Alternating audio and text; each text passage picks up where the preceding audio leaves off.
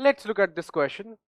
Mark the correct statement among the following with reference to normal breathing. बेटा normal breathing के context में ये हमसे पूछ रहा है कि कौन सी स्टेटमेंट जो है वो सही है, करेक्ट है। आइए पढ़ लेते हैं वन बाय वन, इधर से पढ़ते हैं, आप भी पढ़िए। Inspiration is a passive process, whereas expiration is active. Inspiration is active process, whereas expiration is passive. Inspiration and expirations are active process. Inspiration and expiration are passive process. ये हमारे options हैं। अब सुनो ध्यान से, इस क्वेश्चन को करने के लिए हमें बस ये जानना है कि कौन सा एक्टिव है, कौन सा पैसिव है, या दोनों ही एक्टिव है, दोनों पैसिव है, इंस्पिरेशन और एक्सपिरेशन। ठीक है, इसके लिए बेसिक कॉन्सेप्ट के ऊपर चलते हैं। बेटा जब हम सांस लेते हैं तो क्या करते हैं? इंस्पिरेशन में हम अपने डायाफ्राम को खींच के नीचे लेके आते हैं, ऐसा डोम शेप होता है, हम खींचते हैं मतलब फोर्स लगाते हैं, मसल कॉन्ट्रैक्ट करेगी एटीपी लगेगा, फोर्स लगाई, खींचा नीचे, डायाफ्राम वॉल्यूम बढ़ा दिया एंटीरियर पोस्टीरियर एक्सिस में, रिब्स की मसल्स को खींचा, इंटरकॉस्टल मसल को खींचा, ठीक है, इंटरकॉस्टल मसल को खींचा, ठीक है, वॉल्यूम बढ़ा लिया डॉर्सल वेंट्रल एक्सिस में, डॉर्सल वेंट्रल एक्सिस में, इस एक्सिस में। तो डायफ्राम ने इस एक्सिस में वॉल्यूम बढ़ाया, कॉस्टल मसल्स ने इस वाले एक्सिस में वॉल्यूम बढ़ाया, दोनों को हमने खींचा, दोनों में मैंने फोर्स लगाई, मतलब इंस्पिरेशन के लिए आपको फोर्स लगानी पड़ रही है, एटीपी खर्च करना पड़ रहा है मसल कॉन्ट्रैक्शन कराने के लिए।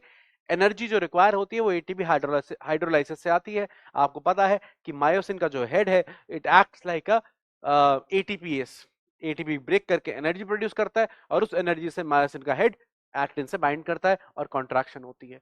तो एटीपी रिक्वायर्ड है किसके लिए? कॉन्ट्रैक्शन ऑफ मसल के लिए, और कॉन्ट्रैक्शन ऑफ मसल किस में होती है? इंस्पिरेशन में। तो इंस्पिरेशन हो गया हमारा एक्टिव प्रोसेस, ये तो क्लियर हो गया। अब एक बार जो हमने खींच लिया डायफ्राम नीचे, अब सिर्फ डायफ्राम के कॉन्टेक्स्ट में बात कर रहे हैं, इंटरकॉस्टल में सेम कॉन्सेप्ट लगेगा। डायफ्राम ने खींच दिया नीचे मसल को, है ना, इंस्पिरेशन में। एक्सपिरेशन में क्या हुआ? कुछ नहीं किया, 2 सेकंड तक खींचा, छोड़ दिया। हम 2 सेकंड के लिए इसको खींचते हैं, 1 सेकंड खींचा, 2 सेकंड खींचा, खींच दिया 2 सेकंड तक, फिर छोड़ दिया, अपने आप रिकॉइल कर जाता है डायफ्राम।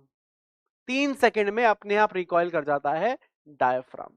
तो 2 सेकंड का इंस्पिरेशन, 3 सेकंड का एक्सपिरेशन। एक्सपिरेशन में हम कोई फोर्स नहीं लगाते, इट इज लाइक हमने स्प्रिंग को दबाया और छोड़ दिया।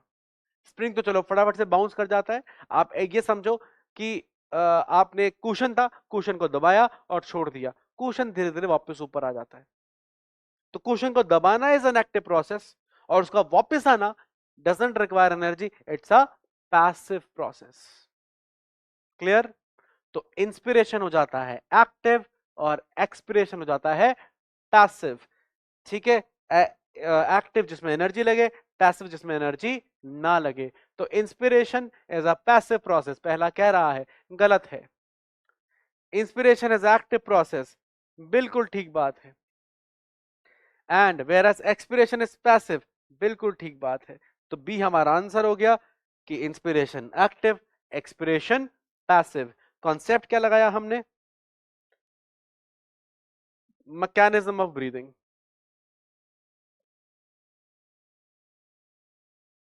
मैकेनिज्म ऑफ ब्रीदिंग का कॉन्सेप्ट लगाया और हमारा ये सॉल्यूशन आ गया। ठीक है, तो वापस से समझिए इसको, हमने कौन सा कॉन्सेप्ट लगाया बेटा? आपके एनसीईआरटी में गिवन है mechanism of breathing, mechanism of breathing.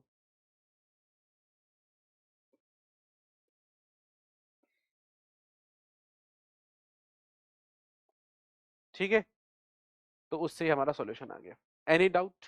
ठीक है, ये क्लियर हो गया, तो बी हो गया आंसर एंड कॉन्सेप्ट यूज्ड हो गया मैकेनिज्म ऑफ ब्रीदिंग।